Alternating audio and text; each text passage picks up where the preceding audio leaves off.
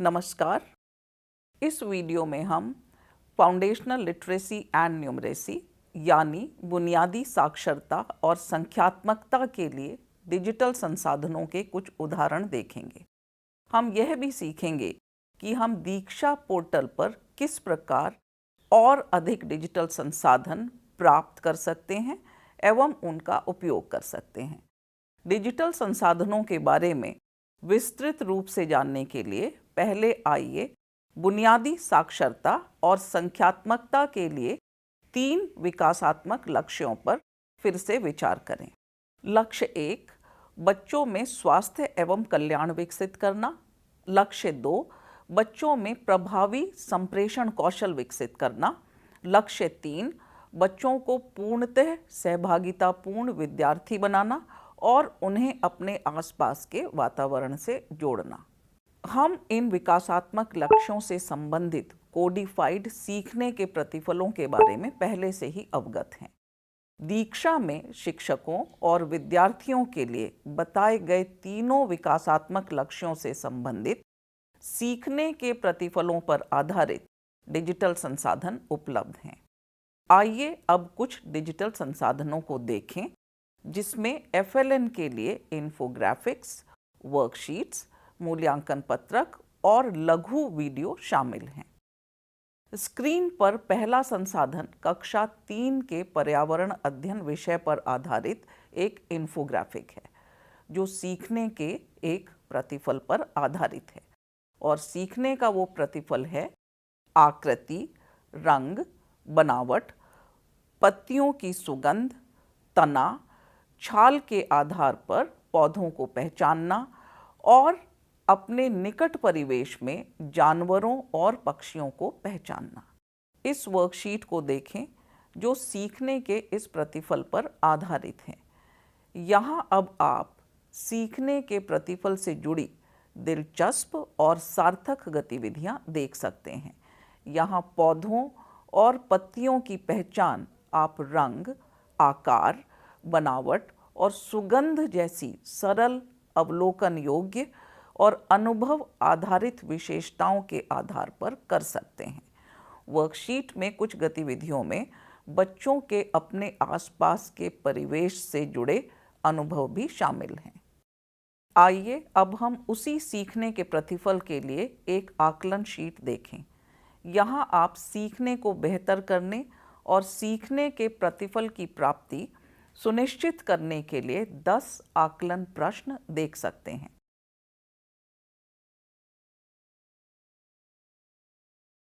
आइए अब एक लघु वीडियो भी देखते हैं जो प्री स्कूल 2 और विकासात्मक लक्ष्य 3 पर आधारित है और इससे संबंधित सीखने का प्रतिफल है बच्चे 5 तक की संख्याओं को समझकर उनकी गणना करते हैं।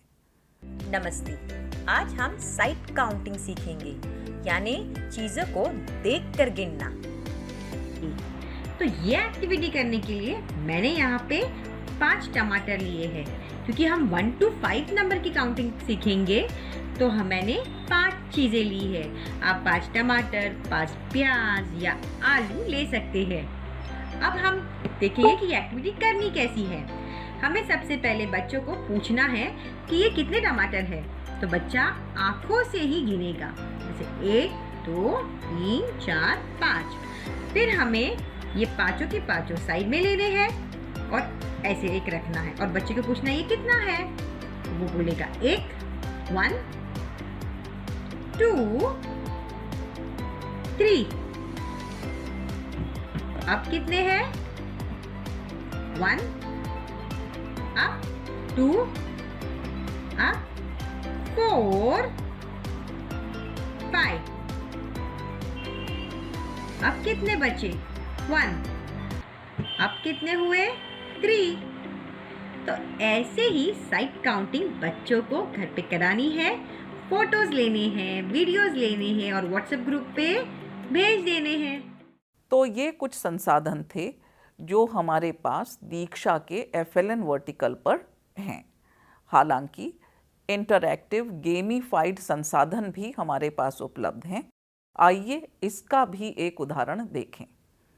यह इंटरैक्टिव वर्गीकरण की अवधारणा सिखाने के लिए विकसित किया गया है, जो प्री स्कूल 1 के लिए विकासात्मक लक्ष्य 3 से संबंधित है। आप स्क्रीन पर 4 अलग अलग रंगों की टोकरी और फलों को देख सकते हैं। बच्चों को रंगों के आधार पर वर्गीकरण सिखाने के लिए फलों को उठाकर संबंधित टोकरी में रखना है।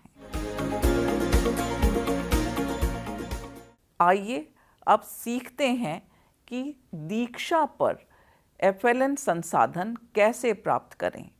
इस खोज के लिए मैं आपको दीक्षा पोर्टल पर ले जाना चाहूँगी, जहाँ आपको ये संसाधन FLN वर्टिकल पर प्राप्त होंगे।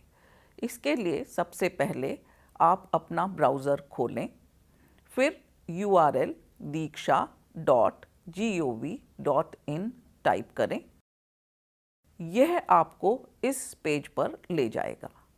यहाँ एक्सप्लोर पर क्लिक करके आप स्क्रीन पर दिखाए गए पेज पर पहुँचेंगे।